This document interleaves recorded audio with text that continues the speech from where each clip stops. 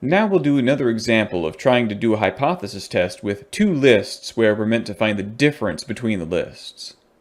Now, in the question, it says Matilda is comparing the price of items at two local grocery stores. She randomly selects 10 food items that are sold at both stores in order to compare the prices. She records the price at each store of the 10 randomly selected items.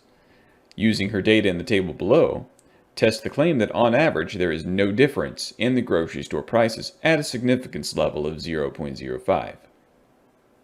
Now, let's write what the claim says. The claim says that there is no difference in the prices. Now, if it's true that there's no difference in the prices, that means they are the same. If they're the same, that means equal to.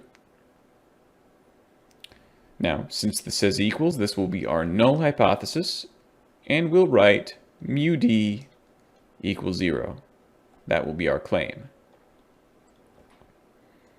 The alternate will be that mu d is not equal to 0 because that's the opposite. Now for the possibilities, if big P is less than or equal to alpha, that means you have strong evidence and you can reject the null. So imagine we crossed out the null, we would also be crossing the claim out with it. So we would be rejecting the claim as well. Now, if big P is greater than alpha, that means you fail to reject null because of a lack of evidence.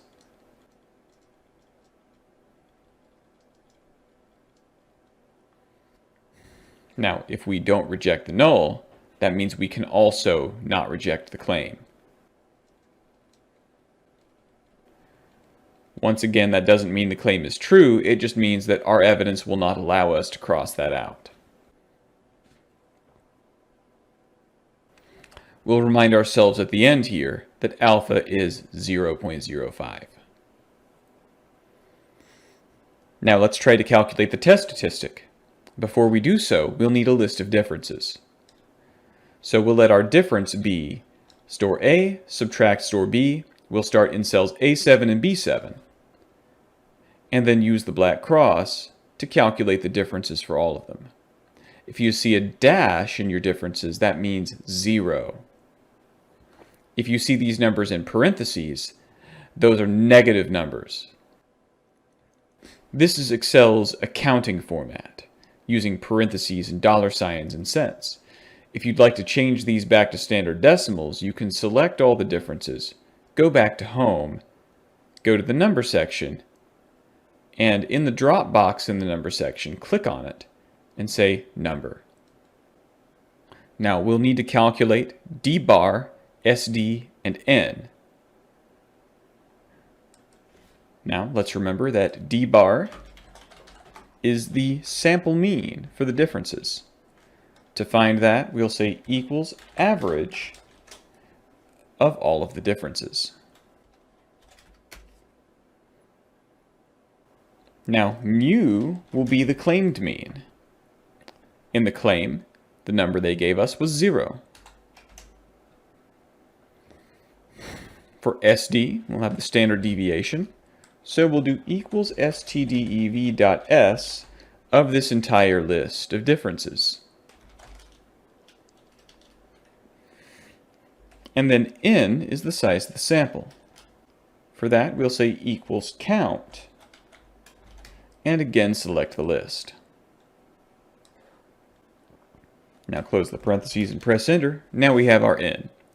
Based on that, we can calculate the test statistic. We'll use equals, parentheses.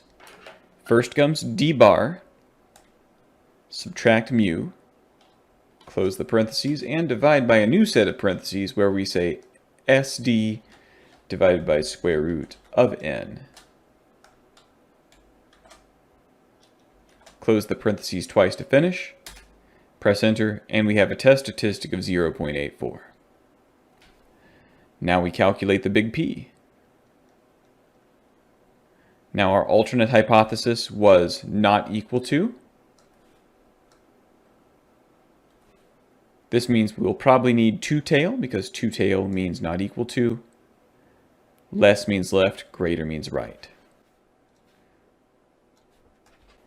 So we'll make a space for P left, another space for P right, another space for the two-tail, and in the left tail we'll say equals T dot dist, click the test statistic, comma, n minus 1, comma, true. For the right tail, we take 1 minus the left, and for the two-tail, we say equals 2 times min of the left and right. Press enter. Now we have all of our p-values, but we're just really interested in the two-tailed one because our alternate hypothesis said not equal to. So now we compare our big P against our alpha. Our big P was 0.422 and our alpha was 0.05. Our big P is definitely bigger than our alpha, so we'll go with the second option. This means we cannot cross out the null. We don't have the evidence for that, so we have to box it in and keep it. Now, our conclusion here is that there is not enough evidence at the 0.05 level to reject the claim.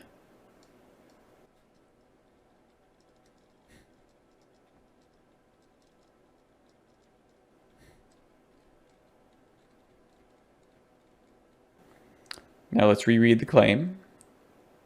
The claim was that there was no difference in the grocery store prices.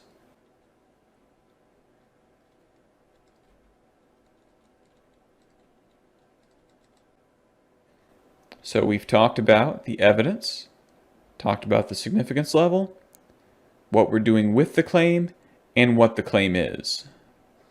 Once we've said all four of those, we've said what we need to.